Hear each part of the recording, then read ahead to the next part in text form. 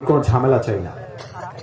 আচ্ছা, যেটা বলছিলাম, আমার দুইটা হাত একটু আব্বাচান তাকাও, যুবক ভাইরা একটু তাকাও, ডান হাত বাম হাত।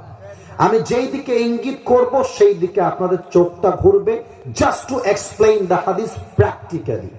আমি হাদিসটাকে প্র্যাকটিক্যালি বোঝাতে চাই। আচ্ছা, আমার ডান দিকে একটু তাকান। এখানে একটা বিশাল লম্বা শেষ পর্যন্ত পর্দা দিয়ে ঘেরা আছে। আমার দিকে এবার তাকায় বলেন, দেখা যায় নাকি যায় না?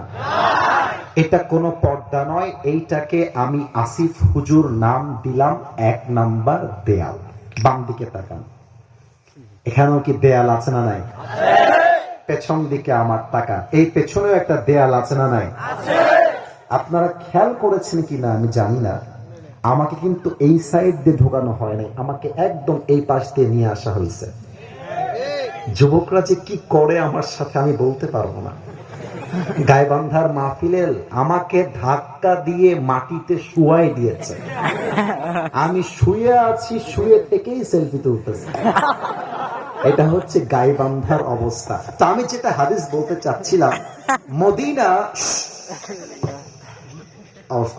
মদিনা এমন একটা শহর, যে শহরের 3 দিকে দেয়াল দিয়ে ঘেরা।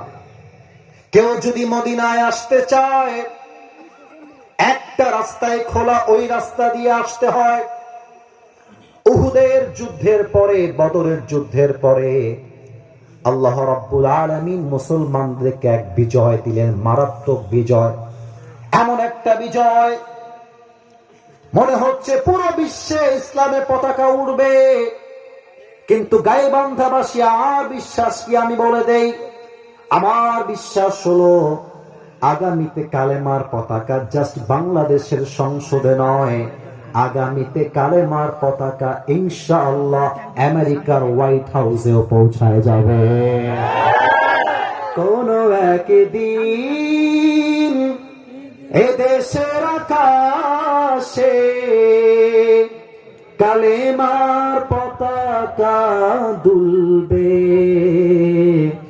সেদিন সবাই খোদাই বিধান পে দুঃখ বেদনা ভুলবে। ঠিক কিনা বলে? সেদিন আর হবে না হাহাকার, অন্যায় জুলুম অবিচার,